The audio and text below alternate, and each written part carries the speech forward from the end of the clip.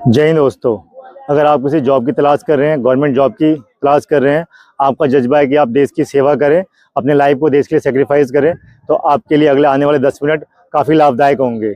इसमें मैं आपको एसएससी जीडी की जानकारी दूंगा, जिससे कि आप सीएपीएफ को ज्वाइन कर सकते हैं, यानी कि central armed police force. Central armed police force के अंदर बहुत सारे सर्विसेज आते हैं, जैसे कि BSF, SSB, CISF, CRPF, SSF,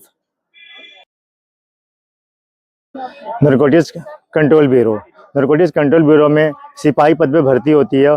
SSF में भी सिपाही पद पे भर्ती होती है। ये भर्तियां जो होती है ये एसएससी जीडी के थ्रू ही होती है।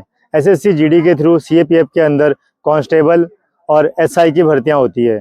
जो हेड कांस्टेबल मिनिस्टर होता है वो डिपार्टमेंट अपनी खुद भर्तियां निकालता है। जैसे कि बीएसएफ है तो बीएसएफ अपना सेपरेट हेड कांस्टेबल मिनिस्टर की भर्ती निकालेगा। एसएसबी है तो अपना सेपरेट हेड कांस्टेबल मिनिस्टर की भर्ती निकालते हैं। ये अपना सेपरेट हेड कांस्टेबल जो होता है वो सेपरेट है, लेकिन कांस्टेबल और एसआई की जो भर्ती है वो एसएससी द्वारा होती है, और ये दोनों सीएपीएफ के अंदर इंक्लूड है।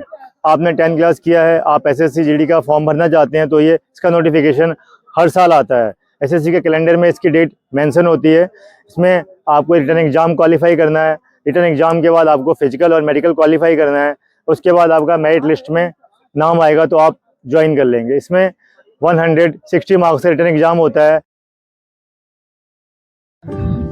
एज क्राइटेरिया के हिसाब से इसमें छूट मिलती है, जैसे कि ओबीसी के लिए 3 वर्ष का और एसटी एससी के लिए 5 साल का। सीएपीएफ के अंदर मेल और फीमेल यानी कि लड़कियां और लड़के दोनों अप्लाई कर सकते हैं। आर्मी में क्या होता है कि वुमेन पुलिस के अंदर ही लड़कियां अप्लाई कर सकती हैं, या फिर एयरफोर्स नेवी के अंदर ही अग्निवीर में लड़कियां अप्लाई कर सकती हैं। पर सीएपीएफ के अंदर लड़कियां यहां पे अप्लाई कर सकती हैं, जॉब कर सकती हैं, और ये उनके लिए परमानेंट जॉब है। सीएपीएफ की जॉब जो होती है ये परमानेंट होती है, यानी कि जब तक आपकी एज 60 ईयर्स ना हो आप रिटायरमेंट नहीं होंगे। जैसे कि अग्निवीर है वो 4 सालों के लिए ऑन कॉन्ट्रैक्ट है, ऐसा सीएपीएफ में नहीं होता। और सीएपीएफ के हर डिपार्टमेंट में, यानी कि नारकोटिक्स सिपाही से लेके एसएसएफ से लेके बीएसएफ, सीआरपीएफ, एसएसबी, इन सब के अंदर लड़कियों की बटालियंस है। इन सब के अंदर लड़कियों की भर्तियां होती है।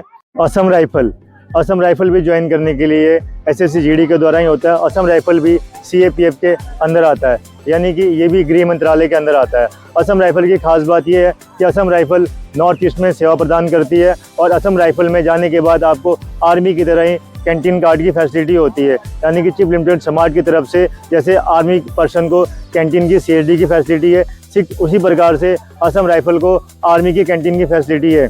जो अदर पुलिस फोर्स है, यानी कि आपका एसएसबी, सीआरपीएफ, इनमें आर्मी वाली कैंटीन की फैसिलिटी नहीं होती है। अगर आप असम राइफल ज्वाइन करते हैं तो आपको आर्मी की कैंटीन फैसिलिटी मिलती है। सीएपीएफ भारत में अलग अलग शहरों में अलग अलग संस्थानों में ड्यूटी देती है, अलग अलग संस्थानों में सेवा देने का मौका मिलता है। जैसे कि सीआईएसएफ यानी कि central industrial security force. Bharat के कई सारे इंडस्ट्रीज़ हैं जिनमें सीआईएसएफ की सिक्योरिटी है, वो सिक्योरिटी अब प्रदान करते हैं। लगभग भारत के 70 से ऊपर एयरपोर्ट के ऊपर जो सिक्योरिटी है वो सीआईएसएफ की है, यानी सीआईएसएफ की मजबूत सिक्योरिटी है। ये कारण हमारे एयरपोर्ट सुरक्षित हैं। श्रीनगर का एकमात्र एयरपोर्ट जो सीआरपीएफ के अंडर में था वो भी अब सीआईएसएफ के अंडर में आ गया। वहाँ भी अब आप सीबीआई, एनआईए, रोज जैसी संस्थाओं में सर्विस देना चाहते हैं तो इनकी डायरेक्ट भर्तियाँ नहीं होती है।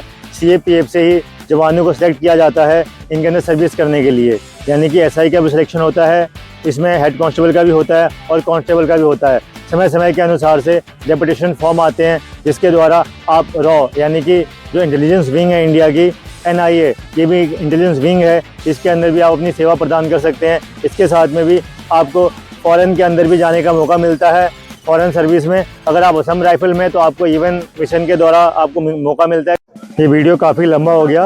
अगर अब तक आप इस वीडियो में बने हैं तो लाइक और सब्सक्राइब जरूर कीजिए। मैं हर फोर्स की एक सेपरेट वीडियो इसके बाद बनाऊंगा, और मैं इसके साथ वीडियो को समाप्त करता हूं और आपसे बताता हूं कि आने वाली नेक्स्ट वीडियो मेरी जरूर देखें। Thank you. जय हिंद।